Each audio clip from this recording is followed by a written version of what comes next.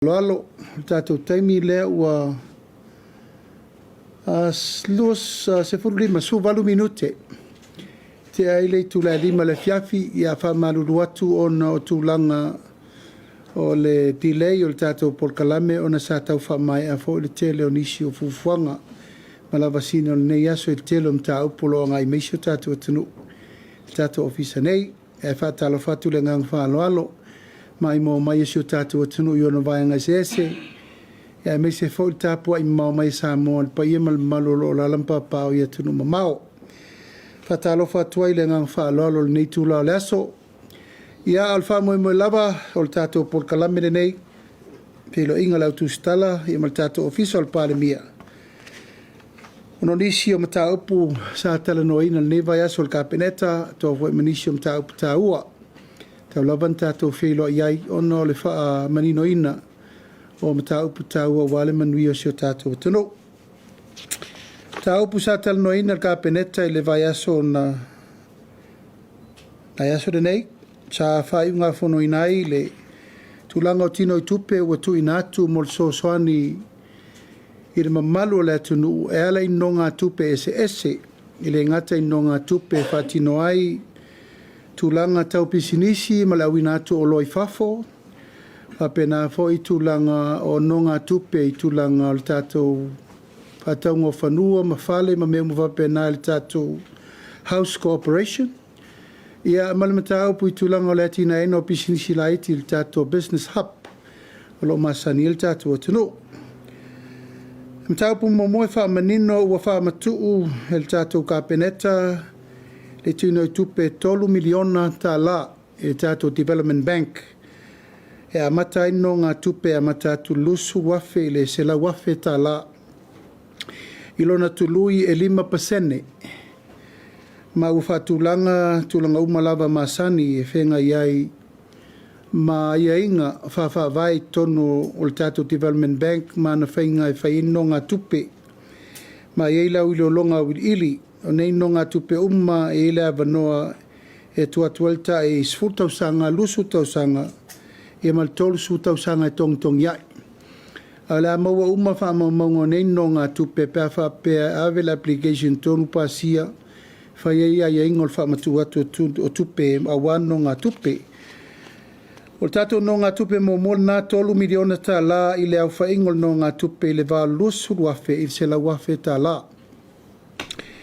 Se fulu miliona o whamatu o atu foi, i pisinisi la tau te whaia ngai ngoinga mo o loa awina atu i whafo i le tātou Development Bank foi. Lau whaingo no ngā tupe ma whaia na whausia mai se lau wafe i le lua se lau wafe tā la. O le interest po tului so soani no ngā tupe nei e 3% i le tausanga. Ma ua iel tūlanga e whamawina ele ona iei a security manaumia. Ona lewa mata no ngā tupe mai le se lau wafe i le lua se lau wafe. O iei foi le whaatulangana e fuafua le whangaingoina ngā i le lua sutausanga, tolu sutausanga, teimi whaatulangaina o nei no ngā tupe. A la whamanino uma pēr whape ave tausanga i tonu, mai loaia ia inga whaafanga whaavae. O le meta ua o le loa lau whainga o le tupe mwhainana no, ia ma le interest. 3% i le tausanga le interest o le tātou 10 miliona leo mai ana whamtu watu. Tātou whalapa pitonga o pisinisi la haiti 3 miliona. Ua whamtu ufo ia wale vai vanga o tangata umai fia whai a lato pisinisi la haiti tono le tātou atanu. I le vale o le afeta la i le sefuru afeta la. Mai le afeta la i le sefuru afeta la. O le interest e 1% i le tausanga. Ma ua whaatulanga fo i tulanga uma e iai i le siri atu le tolu tausanga.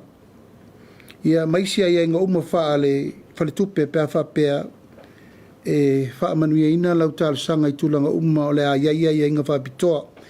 3 miliona o whaatulanga ina fo i le whalapopitonga pisinisi laiti. Whalapopitonga tau whale le malo ua avene iai le 1 miliona tā la. A wā ia whamauninga o tangata whainga luenga me masani tātou Housing Corporation. No ngā tupe e mawhai ona whaatinoina, tolu sfuruafe i le 5 sfuruafe. Tātou tului, whaatulangaina le 5% le tausanga.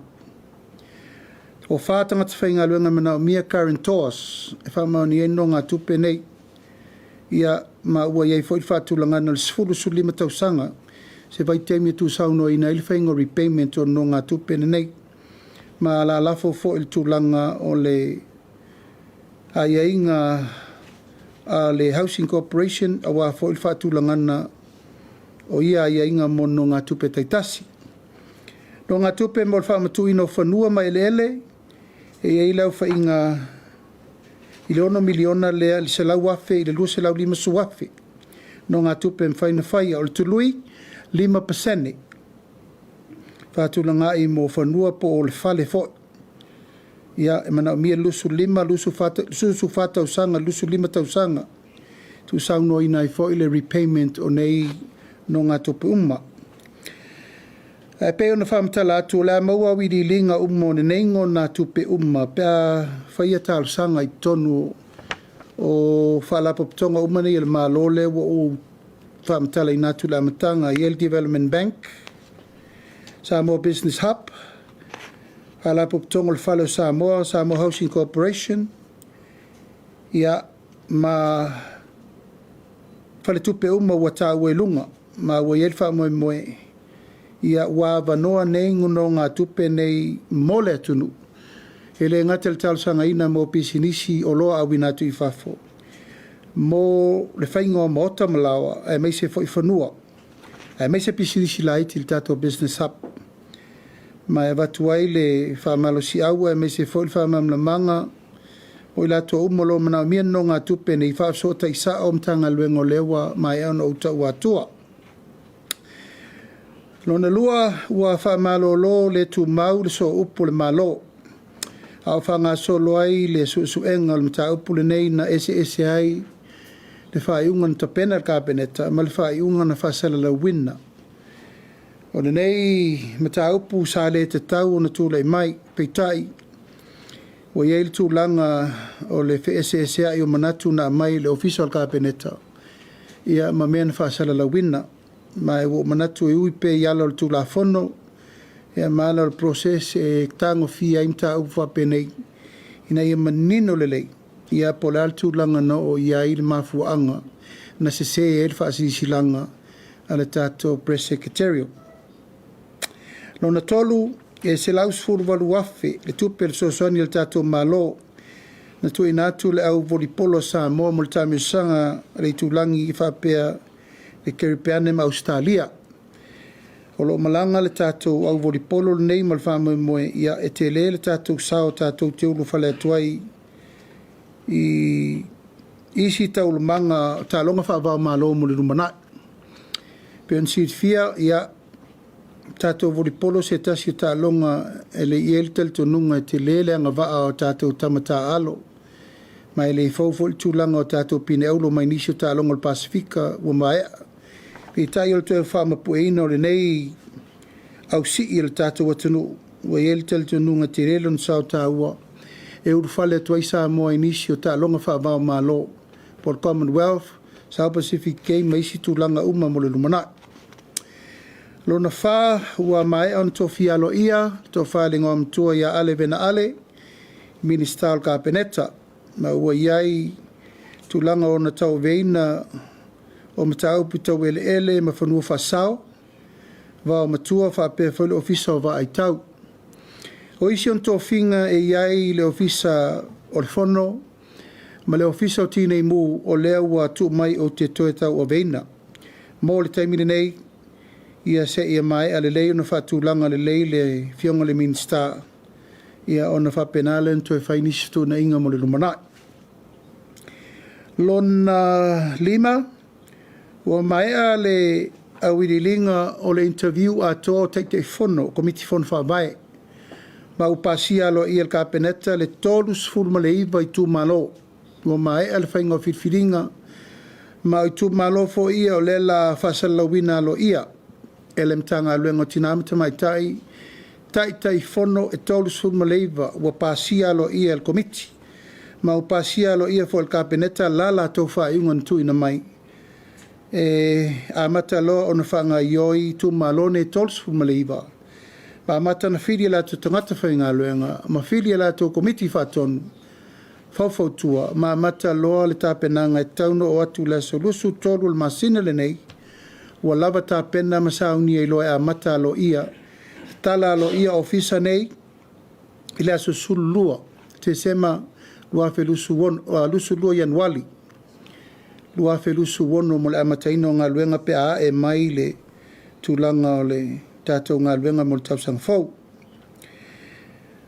Payaso talo manapongi mo le tunu wa to faina le sa sutasio yanwali fa manatu inai ia le nganga masani o le tatou atunu nei o le tatou talo manapongi le payaso ato ina ia faia el fa moe mo le amataina o ngā luenga le nei tausanga ma te talo ai matalo sia le tunu e ale faiva alo filima e maise le pui ngo tatou I matangi ma fa mo le fa moe ia e tai la mua foi le tau la mua foi le ka le sia so fatasi tatou por kalame fa pe foi to finga uma te ia I latou o e watai ulu tatou I ka le sia so fatasi la so foi tai ao ia e fono fa pito ai le fai lautusi al kapeneta ia ma unei mar kapeneta ia ma le fono ao o e ka le sia so fatasi uma I Samoa a moe lava ina ia wha mautu le nofo malama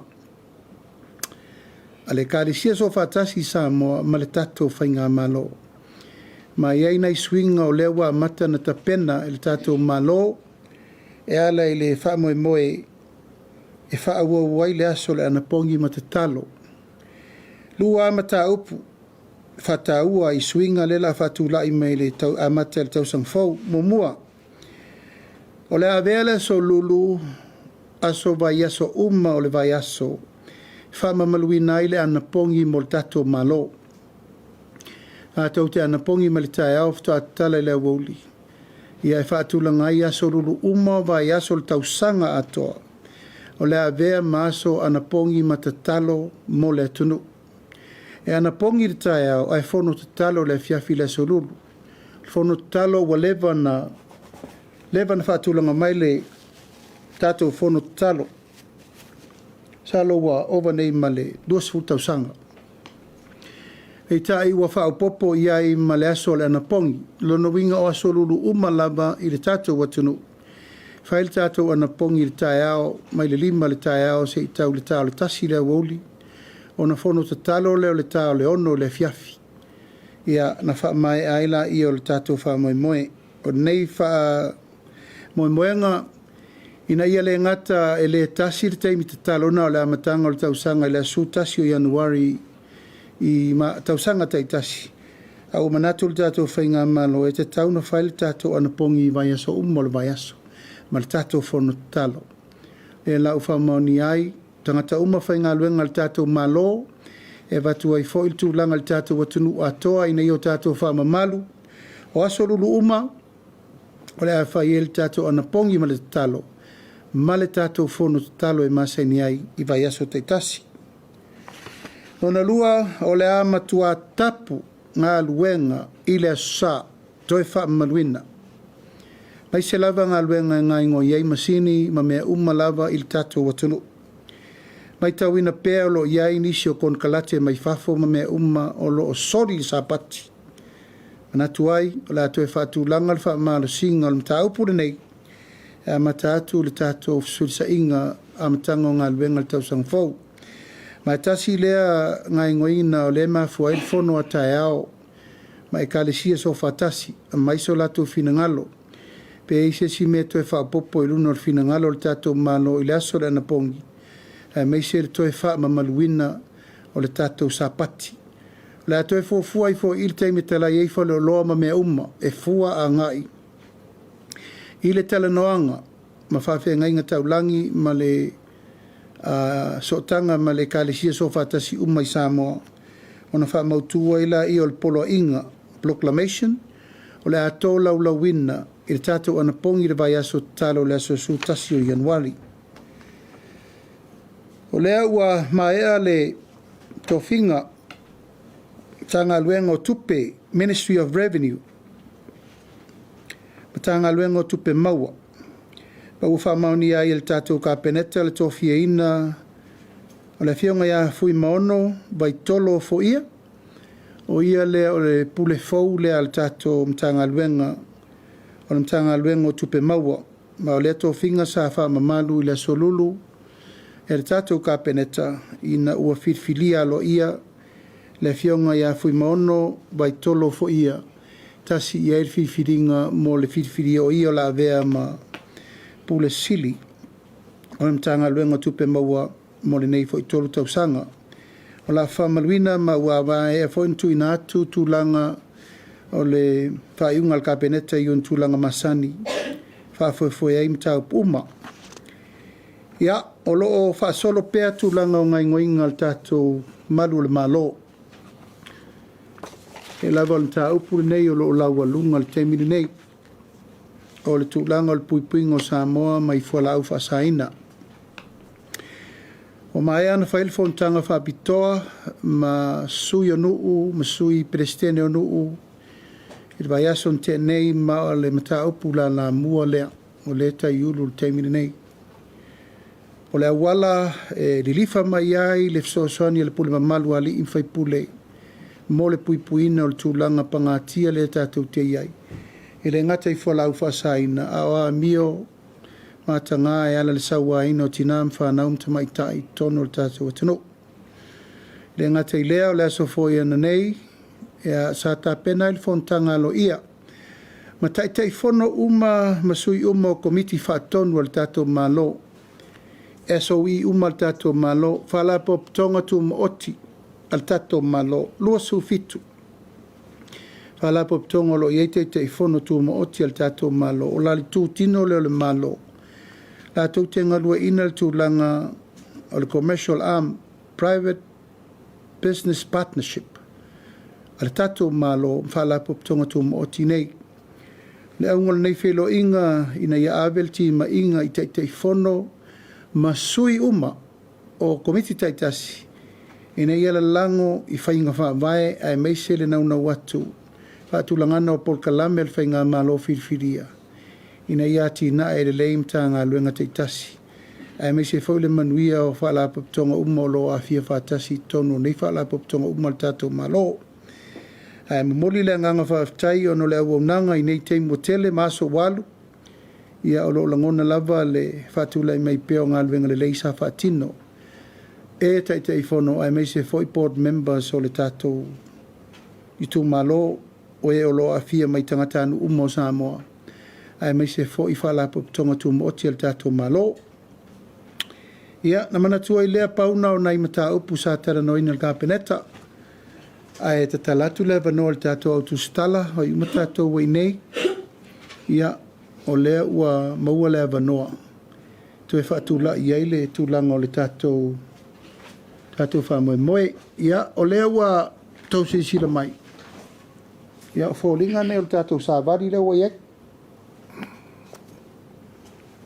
Whamoe moe, ia ina ia toi whatulai ia vaenga mai tūtina o le tātou malo ina ia mawhai o na apo peltu langa manino ma malama mai tūtino whaamalusia.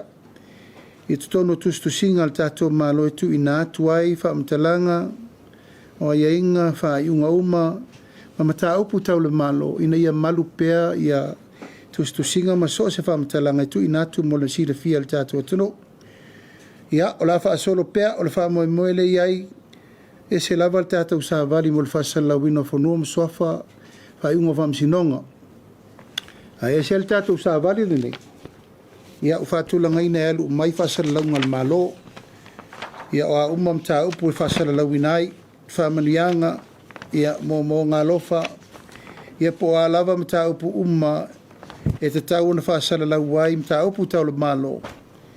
Ia o manatu le aunga mal wha moe moe leo le fo i fufuanga o tātou tāpena iai. Ia e talatu le vanoa tātou au Tusitala ia po ani whesiri tō te whina ngalo ai. Ia wal tātou polkalame le ne fiafi.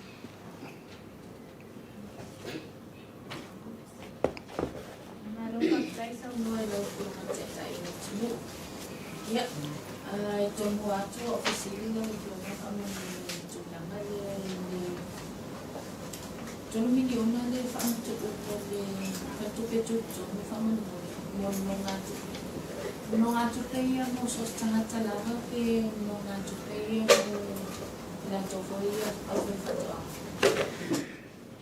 O le taimuanga o le me le mo loa wina tu fafo export developments. Mo o loa ngosi mo le awina tu fafo. Yeah, le vai nga mo sorry. Le vai nga mo le fa mo le to milyon ana tatu le dos fulu afea ana ile selawa. Mo no nga to no le sa o le vai o se yon mo nga to mo business hub. O development bank e tolu miliona mo enterprises for export development. E yeino na tupe na melusu afe se la wafe. A le sino nga tupe fo i moltulanga la vole awinatu o loi fafo export development fo i. E se la wafe, le rua se la wafe. Development bank. O no winga o lato umalava lo ngai ngoinga tu langa tau fato anga fa moe o lo osi e lei o uma mea mo le awinatu i fafo handicraft ma mea uma o loa awinatu i fafo so o se o loa e te whaia e entitled e export. Ela ele tolu miliona na e mawaino ngā tupe lusu wafe i le se la wafe. O le se fulu miliona e se la wafe i le lua se la wafe. Ona winga o lato uma ia e whaia ia tulanga businessi. Commercial loan. Business commercial loan.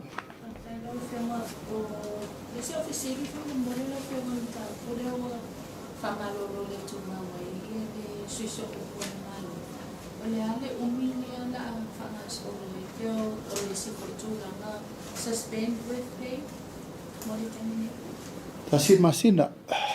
Ala utu pisasi o la ia inga pe ia la inga masani al malo tasirol masina with pay a umatele susu a umitele susu enga ia na lole leave without pay ai saude fai unga manuia lang case to tonyo naso ai saude fai unga wale manuia wa fa malo loila o iai le sui o le tatu ofisa o le lava o lo tau a bea i tonu o le kapeneta lo na suafa so whailo atu mulimuli a o le sui o le tatu ofisa o le kapeneta le ua whatulanga mai e tau a bea to finga mo le temini nei.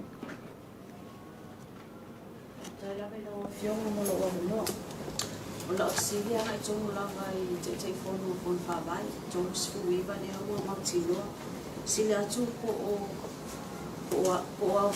ia ini te whono lo au fia tori i o la tōhia sa wale toi sa mai whenga pāpita.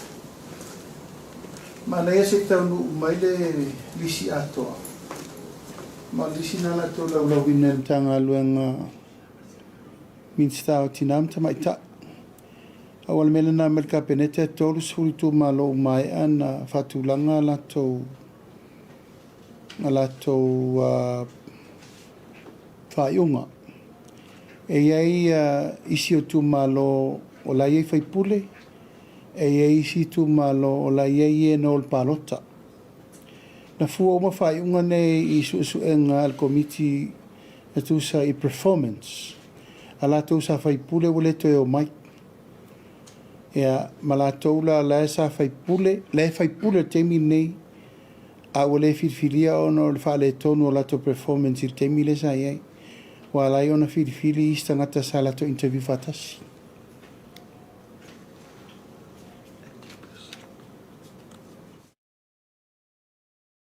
Whionga lea ua tuinatu nei le paraputonga whale sa mua. O lea whapea o le 1 miliona lea mo fausia lea o ni mauta o ai ma hoi lea ele ia ini o lato le mauta. Ia ona se foi na fai ona fausia ai ia O le asis, o le a mawhai, o na tue fausia ini si whale ke a whai e tu o tele tonga le ai. O le ase sila ale mtanga, ale whala katonga, pena whaise la tu sa ilinga ili tūlang. Paual me reu pasir kapeneta, 1 miliona mo le housing. Ona watu lole ia lato e whaatino e lato criteria so wha moe moe. No ngā tupe la vai o tangata whainga luenga guarantee assurance, tōru suruafe, 5 suruafe. Wha tangata whainga luenga e current tawaina le loan. 5% le tausanga. Mo fale. Te wha leia mwhale fau. O no ngā tupe mo wha mawina I whanua. Whaamawina I whanua no ngā tupela nā tai se lau wafe. I le luse lau 5 su wafe. Ia, no minga ta uloa karentoas whanua security ro minga manga o mia whangua. Mai o leu whaatulanga I se lau wafe I le se luse lau 5 su wafe lau whaingon no ngā tupe. Mai mana o mia ila ia pepa o whanua e whaamawai no ngā tupe la poa ia. Ai lai lalo ale Samo housing ala tau criteria terms e whai no ngā tupe ia. Afioga le sinta o puana le Afioga I lau sa mga so ta kunia I ngalo I whakaite I lau Afioga. Sili mo mua la ka lau Afioga. E se ripoti wa mai si. E se tasi o sa ngalo I ngalo I whakaite.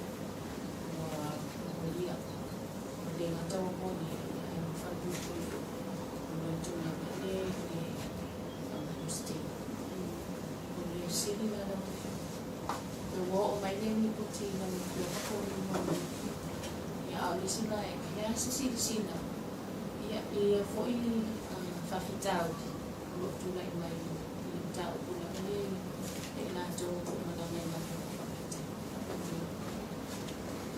Ia, ua le masino le mau whawhitau li tato RSE, le tasi wha ua matua te lea li tau whai sort out. Mai manatu o se ngaluenga tele le la toi whatulanga le tau sang fau. Ua ai tino mali liu, ia leu tato vai ai, ua msalopo ua la lata le tolus furu tino mali liu, fo I mai.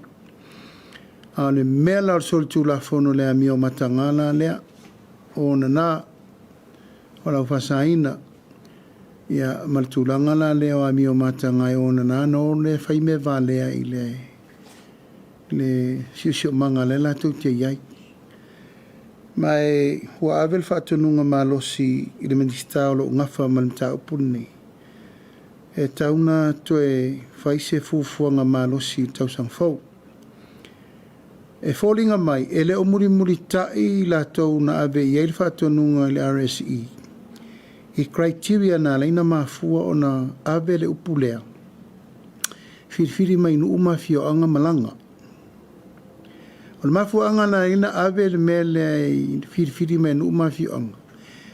Le anga fo e malutu la fono nu umawhio anga I se tangata e sauealu.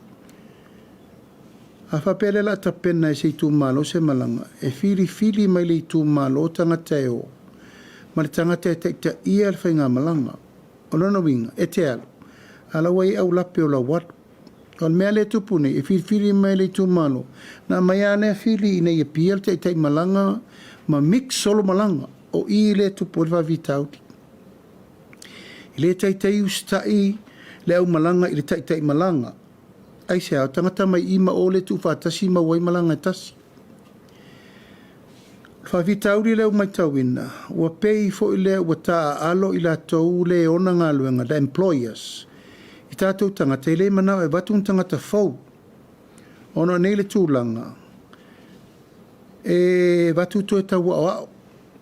Ia mai el tūlanga lea, fo I lea, e le tutusale ngā ioi e tangata fau ma tangata walewa na ngā ioi. Ea ona whaatulanga mai le mana o pela tau e watu tangata tuai ia sa masani na iai. Ia ma whapena ai na whaasoro le leia la tau ngā luenga. E ilo nei tū le lei tūlanga lea. A le si tū, Ua le toe mana na o vo isi employer, se vatu tangata tuai.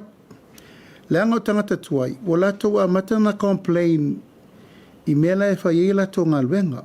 Ua whelanulanu wa i whapena le manatu le sau.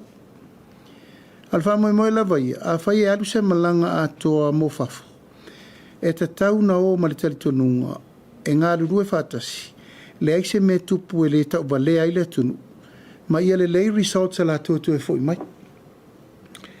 O le whamoe lava ia whai se a ia inga le lei, e le lei mo le employer le sau e watu tangata, ai sili eina le lei mo tātou, e le tatau na sili ifo le lei, o le tangata le sau e watu tangata nei lo tātou tangata ia watu, ai sea. Te le ia si tiang o le tamau a inga o atu nuu le a vei tātou tangata. O lo maua talu tātou por kalamene o le RSC, alalme le tura i mea tātou. Na whawhitauli. Le si mea, o le aini tangata e whaia tātou whea unei mwhato angam tātou ati na. Wa te le tangata wo i whafo. A le lava e tu ua banol tātou malo, excuse me, ona e manatu. O se atina e tāua mō tātou, peitai. E le a vea fo il tātou tūlanga, il tātou nau i le mana ongo tangata e o. A o le whaafitauli lau tele mō Samoa, o le tātanga te whainga luenga. Te le whaafitauli. Ia nā whai lau tau mali nā whavelave, o tele i maua nā whavelave. A wale tasi, o whai so. Nā o le tinga ina i o tātou tangata lai o liaison officers, mai se tātou tangata Samoa lai, o ifof so soni ai o. Ma tātou community Samoa lai o. Ono le tau whai pui la wari ia. E tasi a le a wala taunu whai, whati tier wa lele toi whavoi mai. Ma o mena lela a tātou tā pena ia i mo le tausang fau. Whatulanga fo le tūlanga o lo o iai lava ngā luenga o le whiriwhirina o malanga ia. Te le tangata a ngai mai nei, whiu whatali malanga. Ai pei fo le piki lungo le tūlanga keng ia malo visa o piki. Ia ele tauna tupul nā mea. Matula i mai ele tele o whaafitauli e malitali ngā ai o la tiro ele tātou malo i tausang fau i whaatulanga na tonu e taun tātou i auni to e tupu mai whaafitauli. O ta upu tuturi loa na uwhio ma whamanori. Ia po mai ia se whai unga le te ngori fo saksi ni e lau uwhio ka lesi vai asu. Ia e se i toi usina atu i e lau uwhio ma ka ua tamu.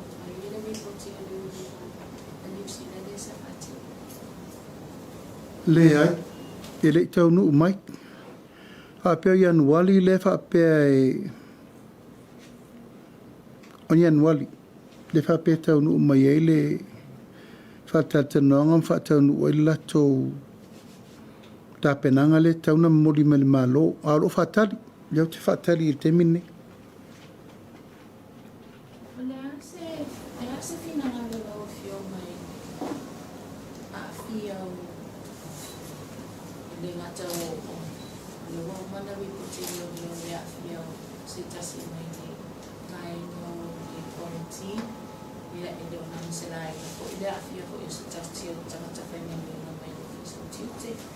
Ia ania fo i to lia fa ia o mania fo i na mo lia i leo leo i tau kula mania i le afia o tau te whenga winga i whala o whasahai i whamu.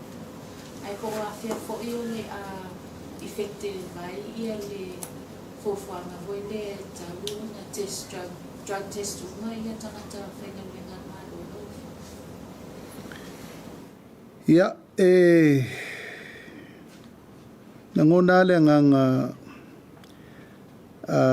popole i le tūlanga lea o le umau i fonei. O lo iaia afianga o lo whainga luenga le malo. Mai o le tūlanga ai meise ala tau nei o le whainga luenga le poda. Tiute ia ma le tātou biosecurity o la tau nei. La tau nei o le whaito toa la tau te siaki ina o loa au ina mai fafo. Ia le mai tau atu nei, ia. O le la e a fia le mtau. Mai o te whaftai ua maua. Mai wo mana avela o fatununga malosi leo awana ito solo muli se fai unga a mai ka loka o makakangi awana ito tu ua se abanoa o la taunei o lo batur fatu tuanga le malo ya la taunei failinga luenga i whama oni malele a leo mai tau atu ia le kiola te le tau mwhai pui pui le awina mai o me mai whaf o le tau solo musa ya la taunei le ui mai ia i o fuala au fasaina nei le tunu mai o le ufanga solo lava na uto fa fonga wa tele rates ale le wat a nei rates uma oka ele ai se rates e 44 tele fola ufa saina o le aisa o marijuana o paipa o me uma matulanga o le uma tua o yele lo loto o te mini ngā wenga lea sa tauna matua wha malu sia sfutau sanga taluai se manu e le mafia fia me le alu te mini ia le lau wa tu e le walia i mele mele e le ai se rate na alu leo e le mau ai se mea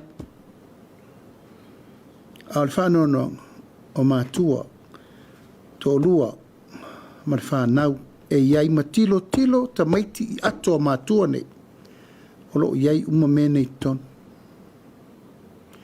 o se tūlanga la matia le nā leu tato iai o le mefo nana o whama mawha le tala noanga ma sui o nuu sui tina o nuu ma le tala noanga fo ina whama mawha ma le tala noanga o whaini il tae ao directors ma chairmanship o le tato board members tato te awhi whatasi la valsisio manga le atunu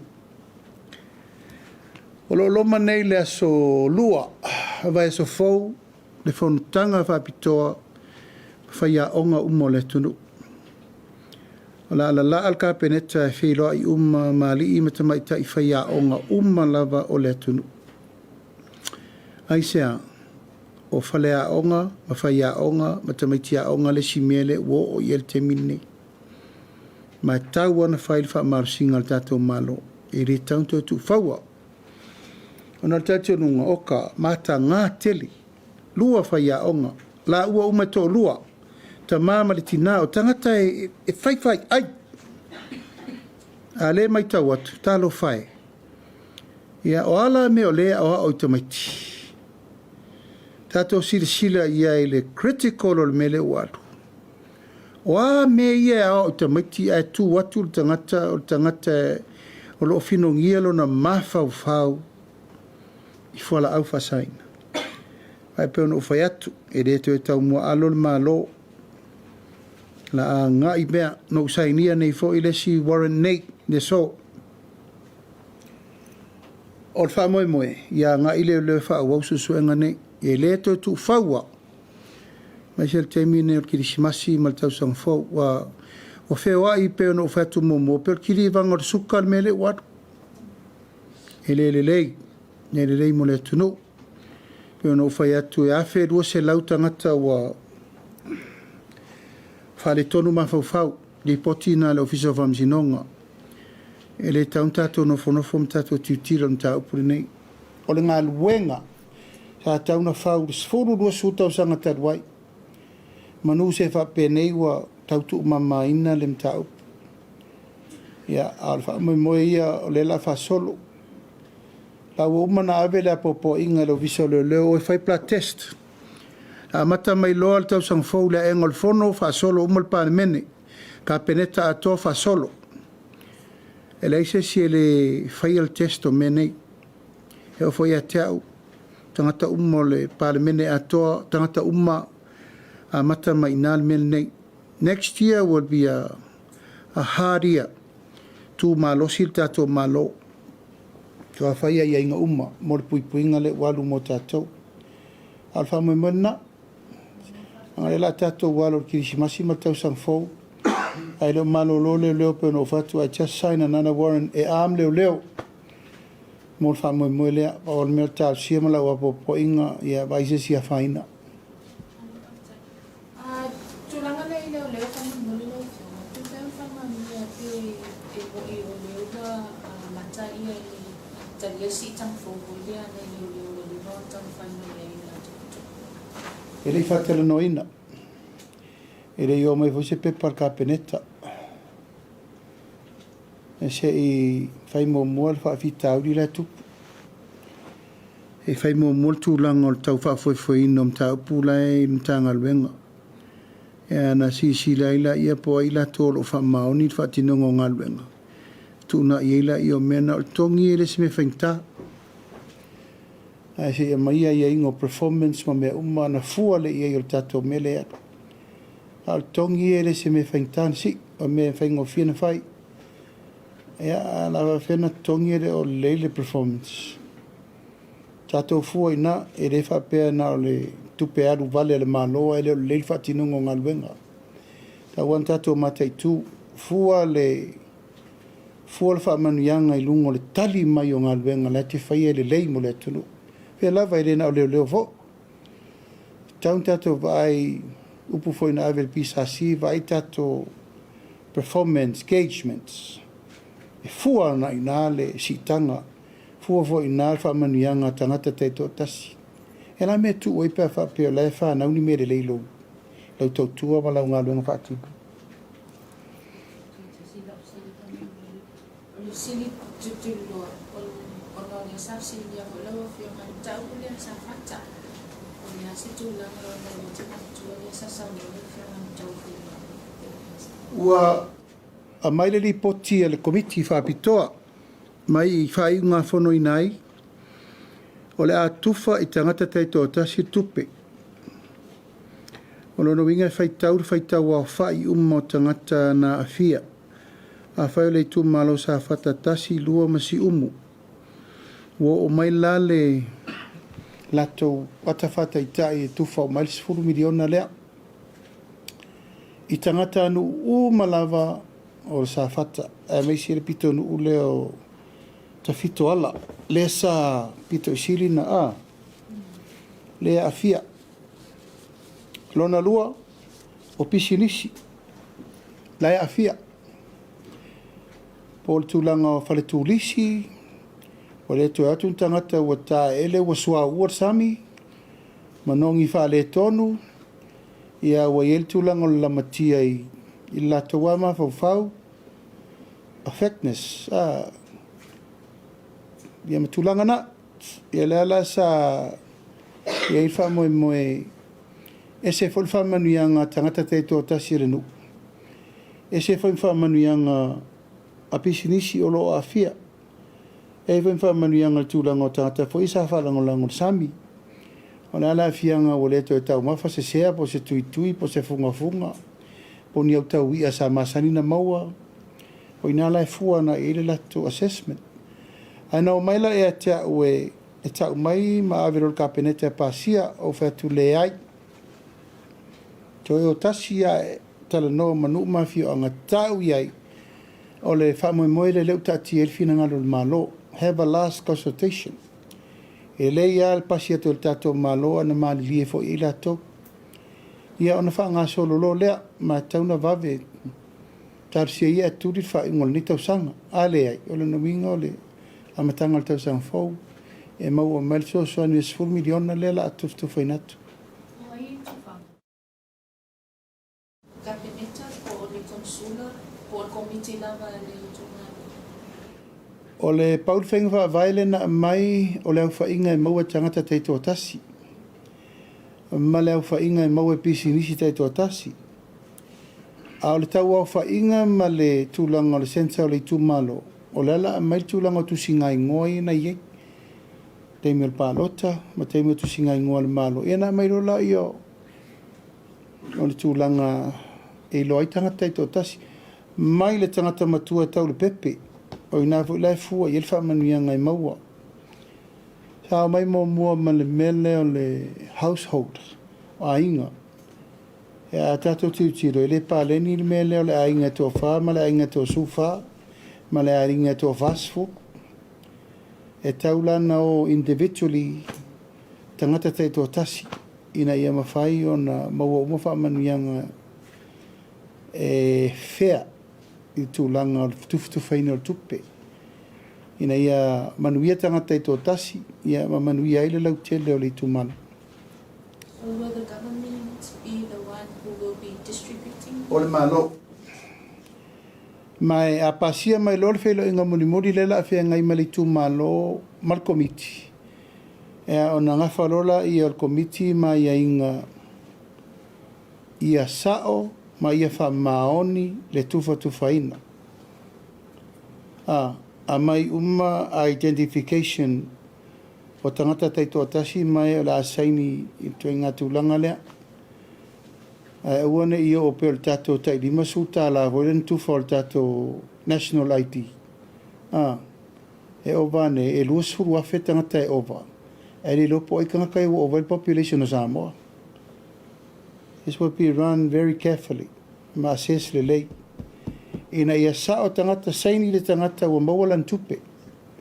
Ia mauane in tangata e duplicate. Ia mati tangata e tau ingoa e le tangata mo. O te talitonu ua ngafa tauri maina al komiti.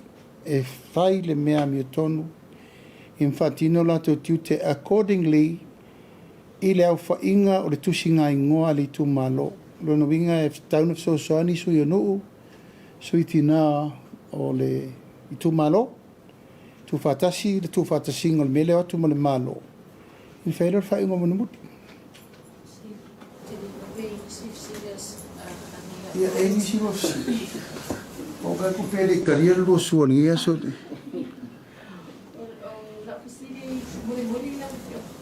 leo mai tawa tu lo pasara na wi ofisili tanga mingo a malu o la ofisili na o le meu joy se variation ile to finga o le CEO lo ye ni po meu le o ngai ala kala contract tu la ima lor whainga malo whiwhiria. E re tu taria mene o variation tu e wha o stemi. Wha wale no fo inga le wa umal kon kalate. Na mātou tertunung a umalolo kon kalate uma. A wane tu e whaini variation. O mele le whea il mele o variation. A whape o ele la tu e whaila variation a la te CEO. Ona e lala le tu e whatau ave pelo tu te wha CEO. A le fo te alu interview. I le whea la mo la tau i e o le interview. Ia tu tusa le wa ai e tangata la whai le interview.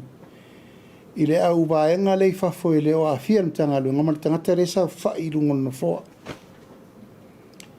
A wafo i o le la a ave laval me le o le tau le i al tangata le sau whai na foa. He's going to have all the credibility because he's sitting on the chair. E whawhea la nei tangata ia e tau mwhai mai whafo.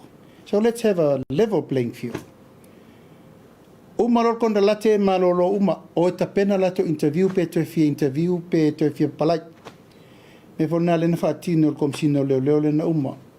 Me forna le fatino uma lor kon kalate uma na ai associate CEO assistant CEO umtanga lenga ta o velnga len. Ai wa manato le ferm ta upule ava pe le to fi palai le sa vem CEO. Alo ta pena lela na interview. Na laina tutu sa umale mai si tangata ia ta pena mai. Ua le tulau lava. O lai lava sa whai lungol no foa a wa umalo na taimi. Ai whawhewhea la le tangata ia ta umwhai mai lato. It's a bit unfair. Umalo taimi uma. Ia ai ta pena le interview ia mo lato. Umano mai umale o lato. E o whaatasi lava i le channel le tasi. Whirwhiria i lau interviewers. Ia peo le manatu le na. I le to talia ni mene i o variation. Umalo le taimi le tangata uma. Ai ta pena le tangata i al whaila na interview. Ai whaila tūlanga lau ta sia o maila tau lo apalai sewa no. Ua mai. La tau uma la vamole luma nai fo. E le to iei ni mei o ni variation. Se i whataltali ai a se isue se pulisiri. Uma lolo taimi uma. Fa solo ia ACO o tau aven tanga luenga ia alu o ia ta pena lau interview ma ta pena le tūlanga o le te whenga i mana isi fo tangata le tau mwhai me la tau to be fair. To be very fair mo la tau umolo interview. Yo te yoana ka lasi atu e te au ia mātou siri lau a fionga. O leo tato ia i vai tau o le waso fia i pisi fo i o whimalanga inga le wā o sabai ma polo. Ia e te tuloa tu lava lau a fionga ia o le ase tala mai le wā fo i lea sa fua fo i o whenga maa o leo mai atu. Wa le sa fua po le masina e ni tauna au mai ai le tulanga la le lau a fionga. O le waa lea na whaapea e mai. Ua o mai le whaamtalanga le fionga le Liminsta. O lo iai ia nei susu e ngalaiti o lo te tau whaatino iai. O no le whatoa mau atu nei e te le le tūlanga o le fisiringi o le mengo le waa lea mo tātou. O no le tūlanga fo i le whaapea i le o atu o toa tāpenanga i lona saunga le mu. Ia mga whatauli maina mo le vainu. Ia malitulanga o lo iei te mire nei. E le mawhai le waa lea nau whale i tātou wafu. Whaisi te leo le waa. Whaisi papa o wafu. A le waa e whaisi ona te le tele malitulanga la lea o le whapea mai. E le iei se teimi na tātou whaungai nai ni waa se lua. Capmarangs. Te peo alia. E le lei alia o wala iti o me mawhain whatulanga. Au se wa te le whapea i se tūlanga. E lua ni wa e whalangolango iai le te leo le wa lea. Ia male so tanga i le o ngā tonu. Ua o mai whaamtalanga i atea ua i nā le to e fsiringi ai i tūlanga o saunga le mūma le tunu. O tele ngā luenga o whai le wa. Ma ua mai tawina fo i le tūlanga ua watu ia se su enga whaapitoa. Inisi o company e le ia la tau le to mai whaapitoa i Marines safety. Ma o lo whaatari te mire nei. O lo whaatari polale sia ia inga whaapitoa na maila i o se whainga muni mudi. Pato lo lafo le fionga i le minister o ba al tato ma lo le fionga sui Palemia te lupe. Ma se teimi na te lola o te pepal kapeneta e whamaoni ai. I le taunta to o tau mate. O le vai nuu le va o polima masavai. E am sala le isi o tau na iei teimi ti e teimi o teimi leanga. Tato va umma le iei teimi nei. Mo va a fo ia tasi le holo le va. E le iai ma se tato va a mua e whaapea e lua ni va a e te pel tūlanga le whausanga le o Capmarangs le ia tātou. Le iai, ma le tūlanga le nā le whape ma le ale le tūlanga le. Ai, la whaatali a pēr, tātou umma o le whaatasi. Wha umma tātou le o whaatasi. E le ingi whape wha lua e so. Tūlanga ma le ale nā, mai e le whaingo whiere vainu, o ina ne ta o le vainu. O ina hoi pito i siri lava o na sou pēr o iaso leang. Ia, ma o le wha moe na, mai se i tapena mai se i poti alo ia muri le fionga i le minister waa, fionga minister o ngā luenga tele le fionga sui Palemia. E an wha mani no tula i o tūlanga lea. A la ua i el tūlanga o lai pesu su engal temine. E tūlanga na mele i whala au whasai. O no lea sa o te manitua le sa i no sa noanga. O lea la ia i le vai whapitua ka i screenings. Mo tutu i la vai. Ina ia mo te noe si a ke i le au mai u whala au whasai. O le sila mai o la whisiri. Ke le toi sa i mai la ia mo tutua o i tutu i la whapea i le o la tōru. O me le le esi. O lea sila tōtala pe sa sota i O la ua sosa ni mai tutuila. La ua ile warehouse. Ma la fu fa solo il tato screen. Al tato screen la. E ia inga le fai o a fa pelo o screen na tu o a lai masalomia. I le tau fie tutuila. I le tau fie tutuila. A ua ia ile red flag. O le red flag le na, e whatoa whatau nuu mai ai ni. Ma whauwhaunga lea. Ia maua le tangata na vifo le pusa. Maua ma le tangata le pitia le pusa i ni. Ia ai lua le tato maa le la tonki.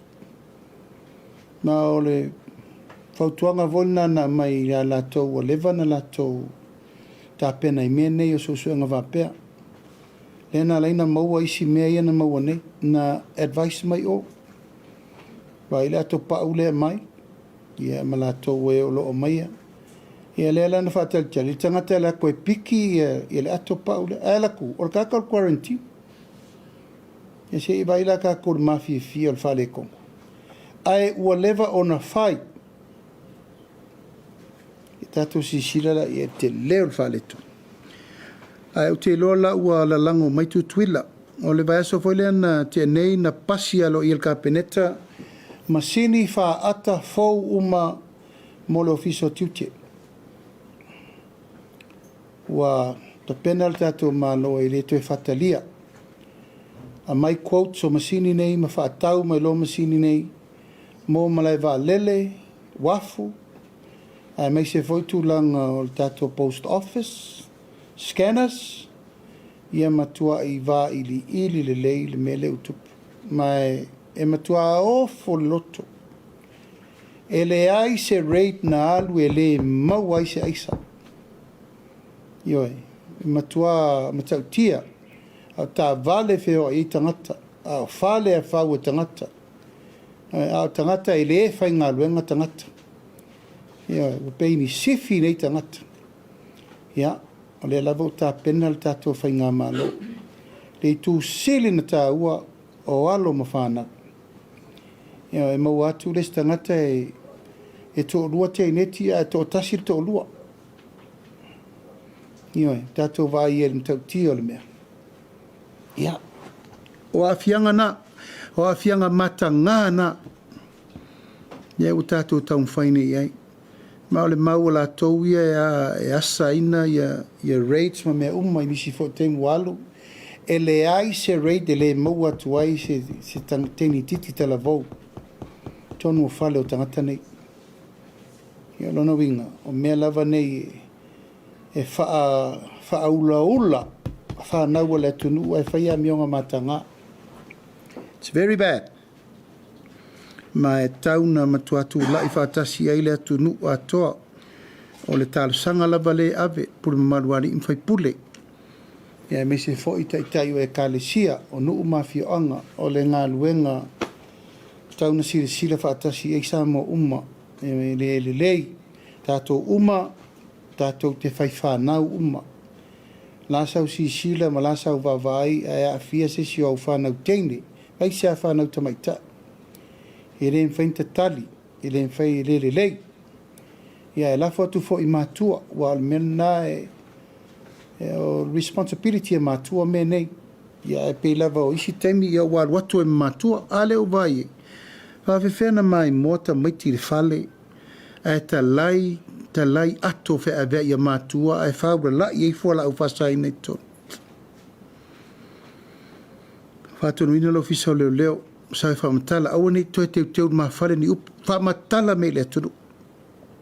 Ia i loa le atunu leo ngā ongo le mele ua iei, mai sean mele mai whafo.